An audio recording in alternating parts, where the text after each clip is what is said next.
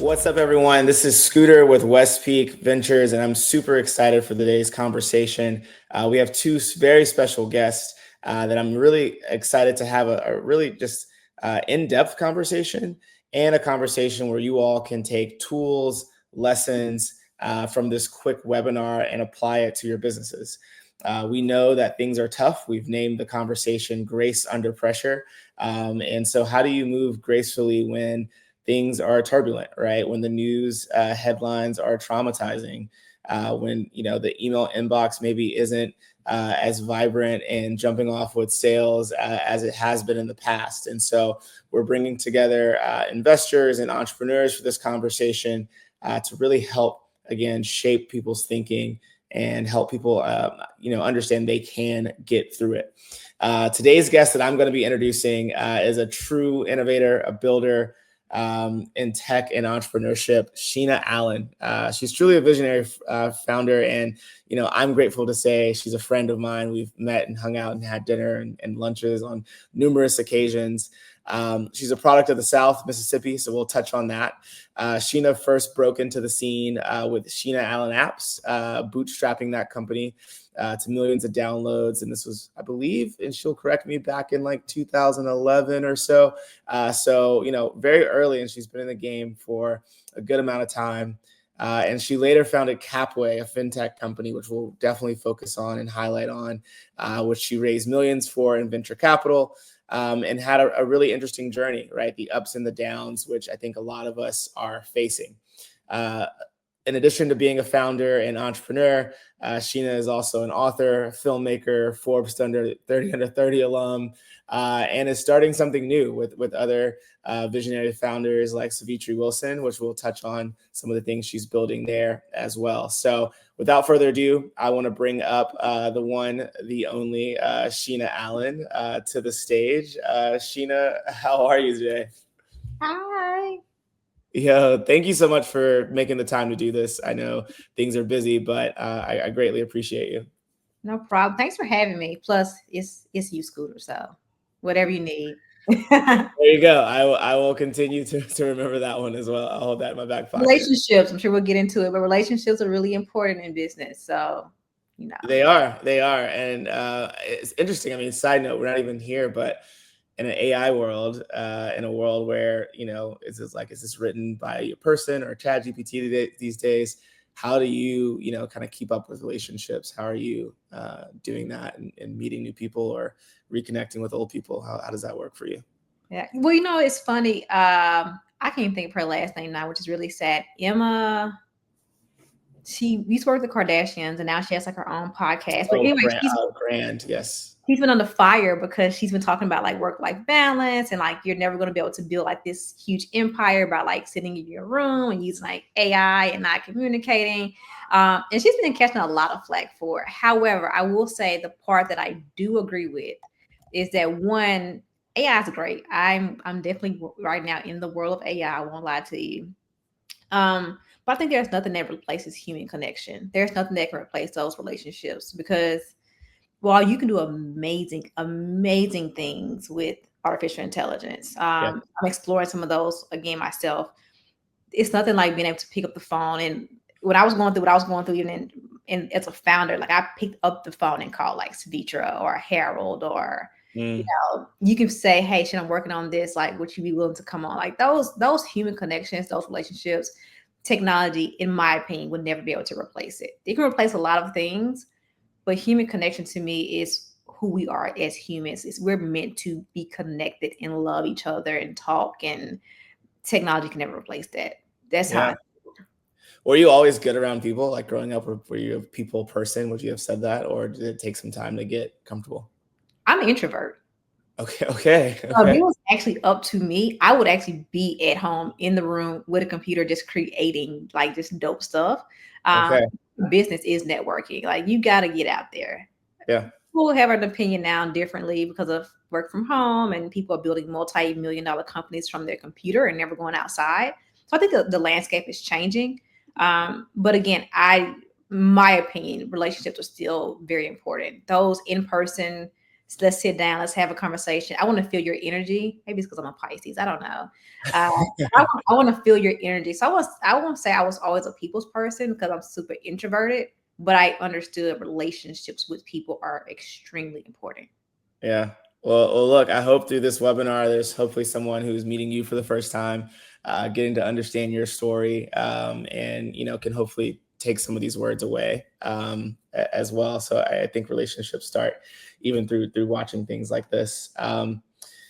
Sheena, I want to start by acknowledging where probably a lot of founders are right now. I know it feels like, I know what it feels like personally, right? To be seen as someone who may be winning and everything's working, and the contracts are coming in, the companies are working. You've got the headlines, right? And then suddenly things kind of shift, and you're kind of wondering like, how am I going to make payroll, right? How am I going to pay rent? And a lot of it sometimes isn't just the money, right? It's the isolation, like you're talking about relationships. It's, for me, it was the shame, kind of that internal voice that says, you were doing so well, what happened, right? If you really were a good entrepreneur, you would have kept this rolling. So I want to use this conversation to not just talk about the highlights that you've experienced, but the real moments, the hard seasons, for Black founders, for women, anyone who's watching this that's building anything, can hopefully take away and navigate when they're trying to build from the ground up. Does that sound good with you? Let's do it. The unsexy parts of entrepreneurship. Let's talk about it. Exactly. So I think, go back in the story a little bit. Can you talk about your relationship with money? You've been on record saying it started young. You grew up in Terry, Mississippi. What were you taught directly or indirectly about money, control, survival, things of that nature? Yeah, so I grew up. My mom and dad were totally different with money. My Okay. mom, I will say, started me and my brother. My brother's 2 years older than I am, so she started us both a bank account. We were fairly young. I'll say maybe 10, 11. For myself, my brother, like I said, was about 2 years older. So, but my mom, interestingly enough, my mom was kind of like the outcast of her family overall. So my maternal side of my family, for the most part, is fairly lower to moderate income. I wouldn't say moderate, more lower income. And so my mom always wanted something very different. And so she kind of was a person who kind of stepped out and was like, I want to go find me a six-figure paying job, and I want something that's very different. And so that was one thing. My dad, on the other hand, crazy enough, my dad is actually very much a person who I won't call him cheap, frugal. He's very frugal. Um, he was someone who talked about money, but it was always like, I don't have any money. My dad, can I get a dollar? I don't have it. I don't have any money. Mm, It was because he was just very frugal. So my dad he didn't believe in credit cards. My dad only got a credit card actually after my parents got divorced, and I had to help him start building credit. My dad actually taught us growing up that if you can't buy it, meaning that if you can't swipe your debit card or if you don't have the cash, you can't afford it. There's can't no get it. point in getting it. So, Wow. um, my mom more so, once again, put us into understanding the system of money. My dad more so taught us how to be more conscious of money. Okay. No, that's the great duality there. But you obviously had some good convincing skills, because you convinced your dad to help you with the seed capital, the jump start to the first Yeah. first first app. Maybe talk about that a little bit. Yeah. So first company was in college, 2011. So I was still in college, and I had this idea for a mobile app. I was non-technical, so I was actually not in school to do anything technical. I took a C++ class, but that's nor here nor there. And I designed it myself. So I did all my UI, I did my UX. I ended up finding a developer because I couldn't code myself at the time. And it was like $3,000, which, you know, it's cheap when you think about it now, in comparison to how much it costs to build before AI. And Correct. I went to my dad and I was like, I want to build this app, but I need $3,000 to pay the developer. And what was crazy was technically that was how much I was getting from my refund check that year. And so Okay. he let me borrow it, but it was with the understanding that once my student refund check came in, I had to give him that money back, and not in installments. Like once that check hit my account, I had to give him that money back. And I Okay. don't think that he actually thought I was crazy because he was like, "You're gonna spend your entire refund check on a what?" Mind Yeah. you, I'm from the deep south, like the country, like dirt roads country. And so to tell my dad I want to spend my entire refund check on an app, yeah, he was like, yeah, whatever. But it was more for him like, if cool, I know how much your student refund is, you're gonna pay me back, do your thing. Yeah. Now, I'm imagining he was very supportive or supportive enough to do that. But you've been on record as well later in the story. Maybe he wasn't as supportive when you started to really dive into Yeah. entrepreneurship full time. And so, what did that moment kind of teach you about self trust or independence? Because I think a lot of founders, maybe again, right, you have the support of your family. This is so exciting, but then there's a moment where it's like, okay, it's not really working yet, and they may be sending you job applications, and they're like, you should go talk to your friends who have a job, right? So what did that feel like, when you kind of had a support, and then maybe he said like, hey, like this is too much, you should stop this. Yeah, I honestly think, and I actually told him this. I think when he gave me at $3,000, it was one, he gave it to me because he knew for a fact I could pay it back because again, the refund check was coming in. And two, I think he gave it to me to show me that what I was thinking or this vision I had was so far left that I was going to learn my lesson by throwing away $3,000. Mm. And when it actually worked, and I was like, okay, I love this building, I love this tech. I'm going to finish college or leave college. I actually thought about leaving college. And I'm going to go to Silicon Valley. And this is what I want to do. And when it really clicked to him that I was that serious about it, yeah, he was like, "You're crazy." Because I was in school, I double major, technically double major and double minor. And yeah, he was like, "No, you have 2 degrees. You need a 9 to 5. You need steady income." And when I did the total opposite, no grad school, no 9 to 5, 2 degrees. Yeah, he wasn't feeling it at all. Yeah, no. And so in that moment, what would you say to entrepreneurs who may feel like, hey, I have to go against the grain here. I've got to do something that makes me happy and fulfilled, and not necessarily everyone. Especially when it comes to money, right? I mean, I think like it wasn't like he was saying the idea was bad. I think he was more afraid of you not having money, right? So Yeah. It's two things I'll say to that. One is part of being an entrepreneur is like you have to believe your own crazy. I have never met a sane entrepreneur. You have to be crazy to do this. You have to be crazy enough to believe in your own vision, to go against the grain, whether that's friends, whether that's parents. So you have to be crazy enough to do this. The second thing is you have to know your own level of risk.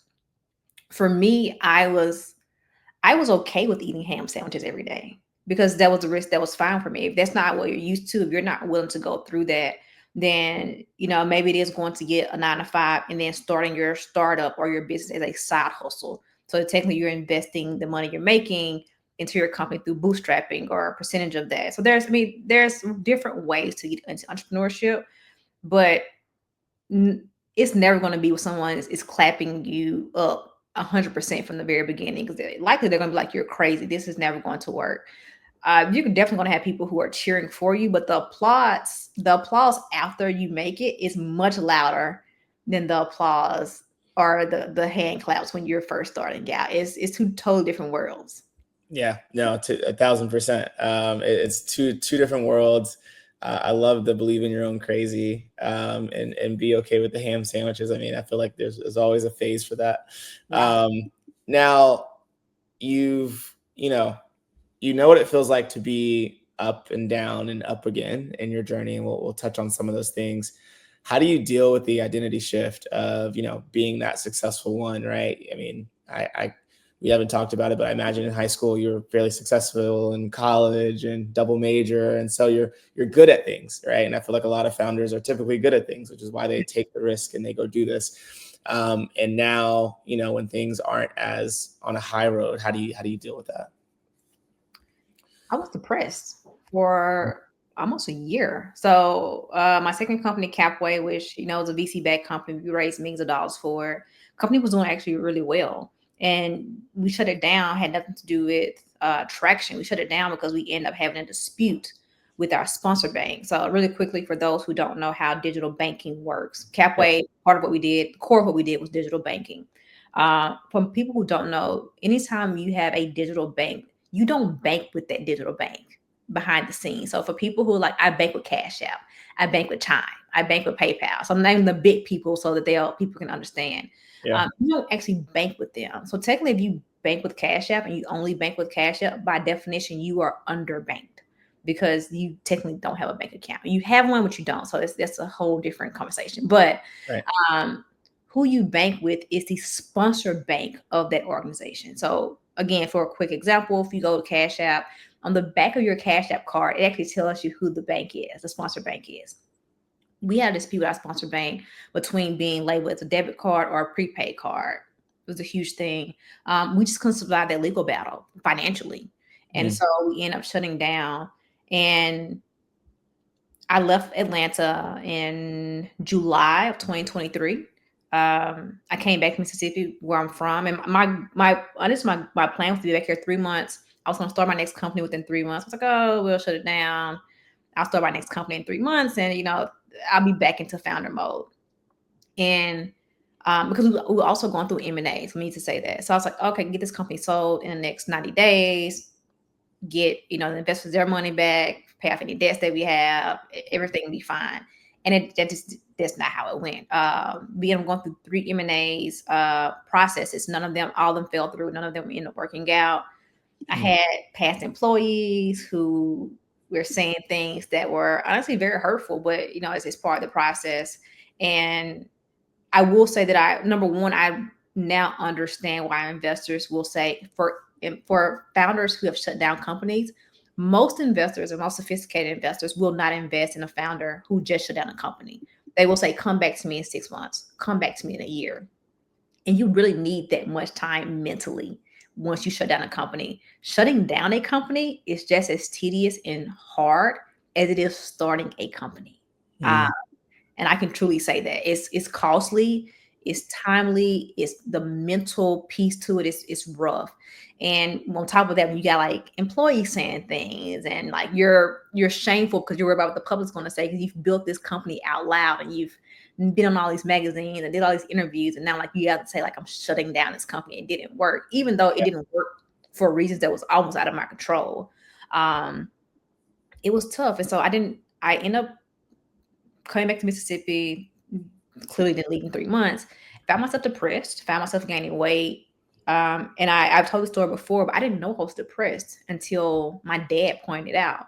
My parents were divorced, so when I came to Mississippi, I moved in with my mom. And my dad FaceTimes me. He doesn't know how to call me. He only FaceTimes me. And he ended up coming over one day, and he says, every day that I call you, and now that I'm coming over here to see you, you're in the exact same spot every time I see you. And I looked, I was like, he's actually right. And I was like, I looked up, I was 170 pounds. So Scooter knows it because he knows me. I'm actually super petite, by the way. Like I'm like 130 pounds. Adult weight, probably should be 125, 130. Look, 170 pounds. Just pure depression. Didn't go outside, didn't want to build, super shameful. But that's part of entrepreneurship. I think if you actually pull back the veil on entrepreneurs who have been successful, who've been down, Savitra talks about suffering in silence, most of us would probably say we've gone through some battle or some level of depression at some point in the journey. For sure. Thank you, A, for being open and vulnerable on this. Everyone, she has more full episodes where she dives into this on Rich Lessons podcast. So be sure to check out those on Spotify and everywhere that you get your podcast. Sheena, I guess double clicking on some of the things you just talked about, a lot of entrepreneurs probably feel like they should have seen this coming. Like, how did they let the company kind of get to this point? And then, there's probably a pressure to kind of keep performing. How did you make that decision to say, hey, like, it's time to pull the plug on CapWay after all of these years and millions raised versus like keep pushing? And if there's someone right now who may be teetering on the line to say, look, I'm tired, I'm exhausted, revenue hasn't come in 3 months, every sales call, every sales email goes unanswered. How do you know to pull the plug and say, we're not doing this, or we're keeping it going? Yeah, as entrepreneurs, we're taught like go through it. You got the grit of it. Like, you got to For keep going. sure. Your But blessings on the other side, right? That's what's important. there is a time where there is no light at the end of the tunnel. There is no end of the tunnel. Like, you got to turn around. Like, you got to start back over somewhere else. For me, 100% being honest, we had a lot of people who were saying like, oh yeah, we're going to invest, or like, just give us some time. Like, we're looking into it. Like, we'll help you get through the legal battle, so on and so forth. So a lot of that I paid out of my pocket. I paid our payroll out of pocket for a few months. And again, we had M&A deals on the table because we realized like, hey, well, what if this doesn't work out? What are we going to do? Well, what am I going to do as CEO, as founder? And it was actually an investor. It was an investor who we talked. It was like a Friday. And she said to me, when do you have your team meetings? And I said, oh, our team meetings are every Monday. And she said, well, as far as the M&A deal that's on the table that you're currently going through this M&A process with, or this interest with, who do they want to keep on the team? And at that time, that particular group wanted, of course, me, and they wanted my CTO. And she said, everybody else on Monday, you let them go, because you're burning through your own money. You're just burning money. You're not going to get on the other side of this legal battle with this sponsor bank, unless you have an investor who's going to come in and put up a lot of money, which at the time was also the issues going through with Evolve, which is a whole other thing in fintech at the time. Okay. Your chances of somebody coming in right now, consumer fintech, and saying, I'm going to help you with this legal battle in the middle of Evolve going through $100 million legal battle, likely is not going to happen. So whoever they don't want on this team as part of this M&A deal, let them go. And she said, this is going to be one of the hardest things you've ever done in business. And she was right. So Monday morning, so it wasn't my call, to be direct. It wasn't my call. I was still like, I'm going to just figure it out. Right. And it was her who, as an investor, I want to say she was also a founder. So that's what I love about investors who are also founders. As a founder who was now on the other side of a company went public, by the way. So she's a very amazing person having on my side.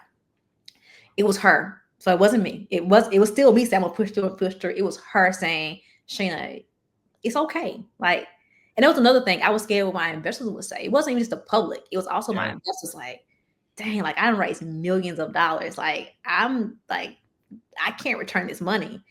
And what was so crazy is talking to her and then talking to other investors. They were kind of like, okay, it happens. What are you doing next?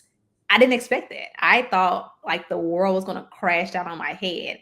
So I am working 10 times over, stressed, going crazy, because I don't want to, not only once again, the public mattered, but it was our customers and it was the investors. And to finally just break down and say, this is where we are, we're not going to survive this.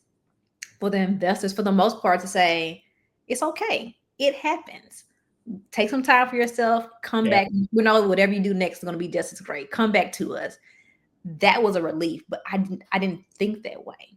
I kept going thinking I was going to disappoint them, only for some of them to actually say, I am actually disappointed in you, to know you as a person, to know you as a founder, that you should have known, Sheena, like, why are you still doing this? So they were actually more disappointed in the fact that I kept going, knowing there was no means to the end, versus me just stopping it. So that was probably the biggest lesson that I learned in that. It wasn't even of everything else. It was fighting for the investors, only for them to be like, we know that half of y'all are going to fail. Like, that's part of it, but we know who you are as a founder. What are you doing next? Yeah. So, no, I'm sorry to cut you off. Do you feel like they wanted you to tell them earlier? Yeah. Our job as founders, our duty is a lot. But when it comes to investors in particular, our job is to be honest, because a lot of them really are there to help. Now, mind you, you're going to get some VCs who write you a check and you're never going to hear from them again. Like, they don't care. Like, if you make it, great. If you fail, great. Like, just let me know.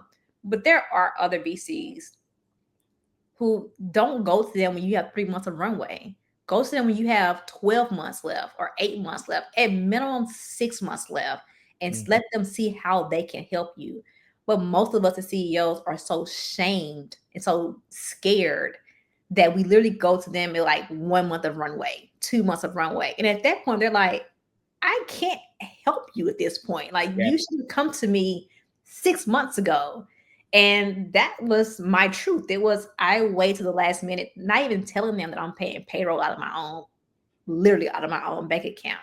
And they're just like, why are you doing this? Why didn't you come to us 6 months ago? So yeah, that was shame. Once again, the shame of it, and not realizing that I had more support on the other side than I thought I did. Yeah. No, my eyes are watering because I'm going back to like 22-year-old Scoot being like, yo, you should listen to what Sheena just said. And I think so much of it is from our upbringing, right? Like, when I was in college and barely had cash, I was hesitant to sometimes ask my mom. She would always give, right? But I knew she didn't have much to give. She's already working a couple jobs. Here I come asking for another $100 or $40, and there was this shame. And so then when I got to investors, I kind of felt the same way, where I was like, oh man, I'm about to get a lecture, and you're about to, and then it was the total opposite. It was like, why didn't you tell me this earlier, right? And so to that point, if there's an entrepreneur right there right now listening, what practically can they do right now to start to forecast this, or systems that they need to have in place so that they can stay ahead of the ball, right? And not be reactive and say, oh snap, there's only $1,000 left, I should have, how do we get ahead of that? And are there any systems that whatever you would do to help them out in that? Yeah. Well, number one, again, if the writing is on the wall, the writing is on the wall. It is what it is. And don't feel bad. This is literally part of the game. One way that I like to put it to people for easy math purposes is, investors have $1,000. And what they're going to do is they're going to literally put up $100 for each company. For 10 companies, they know seven of those companies are going to fail, point blank, period. 2 of those companies, so 8 and 9, they're going to sustain themselves, return their money, but it's not going to be great. But there's going to be 1 of those 10 that's going to be a home run. It's going to make up for all the money that, they lost. So that's how they think about it. So they're not really mad per se that, companies 1 through 6 or 1 through 7 didn't make it. But be honest, be open. So know your numbers, know your financials, have enough money so that if push come to shove and you need to shut down, you can shut down, because it's also costly to shut down. So also know that. Most people don't know that. It's very costly to shut down. And I would say the last thing is be very transparent with your employees. One thing that I wish I would have done a better job of, mind you, your job as CEO is to not bring the worry to them, but also don't hit them at the last minute. So probably one of my biggest regrets, mind you, again, that was part of the investor saying like, you gotta let everybody go. With the transparency a little bit ahead of time, I think they were owed that. And I think they were owed that. Ultimately, that's part of the game. So, Yeah, I mean, because when you start talking about your team, right, those are real families, real daycare bills, real all these things that come up. So I totally hear you there. I've got you for maybe 10-ish more minutes. So there's some trade-offs I'm trying to think about on the questions, but let's talk about, so that was, raising money from investors. I kind of want to give some love to the folks who may be bootstrapping and maybe relying on maybe government funding, founders relying on SBA loans or supplier programs. There's a lot of DEI backlash going around right now. And so things may have been halted, stopped, or there's just this up and down every day. We don't know what's going to happen. Can you talk about what you've seen founders? I know Savitri has been in this space a lot as well. Founders in your network and how they've navigated these challenging times when that's the funding source, right? Less than an investor per se. Yeah, I think the days of 2021 and 2022 are long gone. Long gone. The funding landscape itself, minus government funding. So let me just start number one. The funding landscape itself is totally different than what it was 5 years ago, 2 years ago. AI is definitely shifting things. So I'm not saying everything you do has to be rooted in AI. There are still plenty of other things that needs to be done. However, um, you definitely still have to know where the money is going. As far as government funding, there's there are still opportunities within the SBA. Maybe not as many because there's so many things that are now being shifted away, and you just got to learn how to navigate it. So there's a lot of companies who are still giving money out. They just it's named differently. You know, they can't say diversity and inclusion. They can't say DEI. So they've probably just phrased it differently, but the money is still there. So just understanding and keeping up with the way things are being rephrased or reframed, shall I say? But then there are other places, unfortunately, that have truly shut down. So probably one of the most notorious ones that we've seen was with Arian Simone and the Fearless Fund.